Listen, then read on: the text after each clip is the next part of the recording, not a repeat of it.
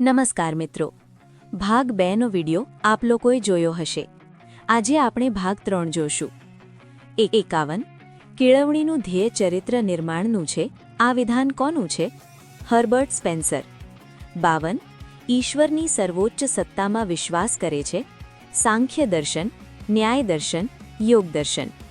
53 Emily પુસ્તકના લેખક હતા રૂસો. 54 સાંખ્ય દર્શન પ્રમાણે એનાથી બીજી વસ્તુ બને છે, તેને કહે છે પ્રકૃતિ. 55 કયો વાદ શાળાને સમાજની લઘુ આવૃત્તિ માને છે? પ્રયોજનવાદીઓ. 56 કેળવણી એક એવી પ્રક્રિયા છે કે જેના દ્વારા બાળક પોતાની આસપાસના વાતાવરણ સાથે તત્કાલ અનુકૂલન સાધી શકે છે. આ કથન કોનું છે? મારિયા મોન્ટેસોરી.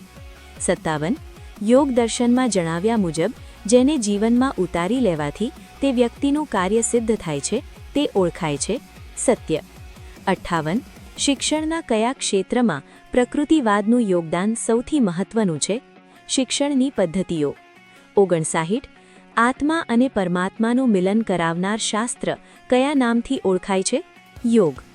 60 આઇડિયાલિઝમ શબ્દનું નિર્માણ કયા બે શબ્દોના સંયોજનથી થયું છે? Idea plus ઇલ્મ. 61 પતંજલિના યોગના અંગોની સંખ્યા કેટલી છે? 8. 62 વ્યવહારવાદી મનોવિજ્ઞાનનો જન્મ થયો હતો યાંત્રિક પ્રકૃતિવાદમાંથી. 63 શિક્ષણ એ સત્ય માટેની શોધમાં છે. આ વિધાન કોનું છે? ટાગોર. 64 પ્રકૃતિવાદી વિચારધારા મુજબ શિક્ષણમાં સૌથી મહત્વનું સ્થાન કોનું છે? બાળકનું.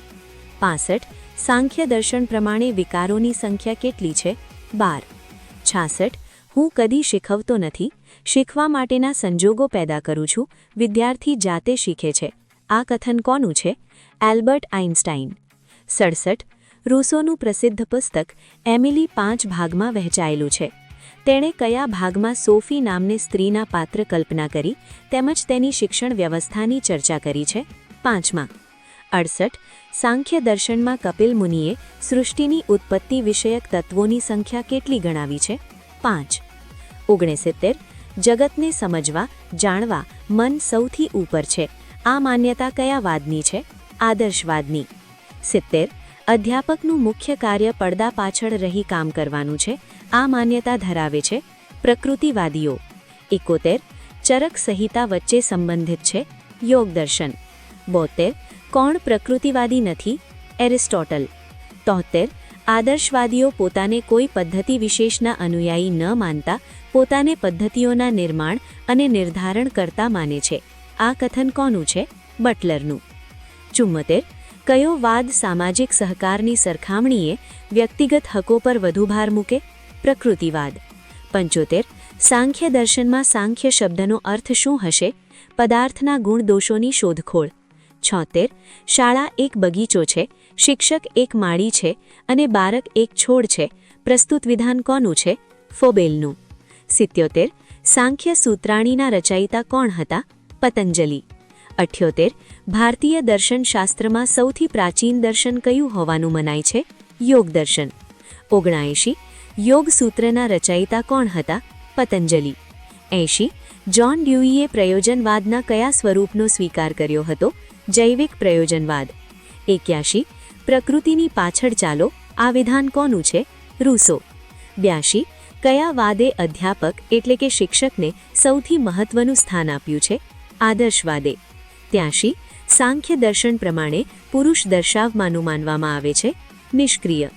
84 પ્રયોજનવાદ પ્રમાણે શિક્ષણનો ઉદ્દેશ્ય છે સામાજિક ઉપયોગિતાનો વિકાસ. 85 આઠમાનું જ્ઞાન જ આપણા માટે કલ્યાણકારી છે. પ્રસ્તુત કથનનો સંબંધ છે શિવમ સાથે. 86 શિક્ષણના સૂત્રોના પ્રવર્તક હતા હર્બર્ટ સ્પેન્સર. 87 નિષેધાત્મક શિક્ષણ પર ભાર આપે છે પ્રકૃતિવાદ. 88 એરિસ્ટોટલના ગુરુનું નામ હતું પ્લુટો. 79 માનવ પોતાની ક્રિયાના મધ્યાનથી જ મૂલ્યોનું સર્જન કરતો આવ્યો છે. આ માન્યતા છે પ્રયોજનવાદની. 90 પ્રકૃતિવાદીઓ વિશેષ ભાર મૂકે છે ઔપચારિક શિક્ષણ. 91 સાંખ્ય દર્શનના જણાવ્યા મુજબ જે માત્ર કાર્ય છે અને તેનાથી કોઈ અન્ય તત્વ નથી બનતું તે ઓળખાય છે વિકાર.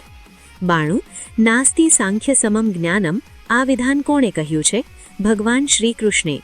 93. પ્રકૃતિવાદીઓના મત પ્રમાણે શાળા હોવી જોઈએ સ્વાભાવિક ક્રિયાઓનું સ્થળ. 94. શારીરિક ક્રિયાઓ ઉપર ભાર મૂકે છે પ્રકૃતિવાદ. 95. શિક્ષણના કયા ક્ષેત્રમાં આદર્શવાદનું યોગદાન સૌથી મહત્વપૂર્ણ હોવાનું મનાય છે? ઉદ્દેશોના નિર્ધારણમાં. 96.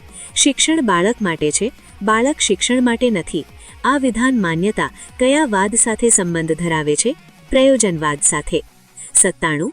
યોગ શબ્દનો અર્થ થાય છે ભેગું કરવું, સમાધિ. 98. સૌપ્રથમ કોણે રમતગમત પદ્ધતિનો શિક્ષણમાં સ્વીકાર કર્યો હતો? ફ્રોબેલે. 99. આ લોકથી પર કંઈ જ નથી. આ માન્યતા છે અદ્વૈતવાદની. 100. પ્રશ્ન પદ્ધતિનો જન્મદાતા કોને માનવામાં આવે છે? પ્લુટોને.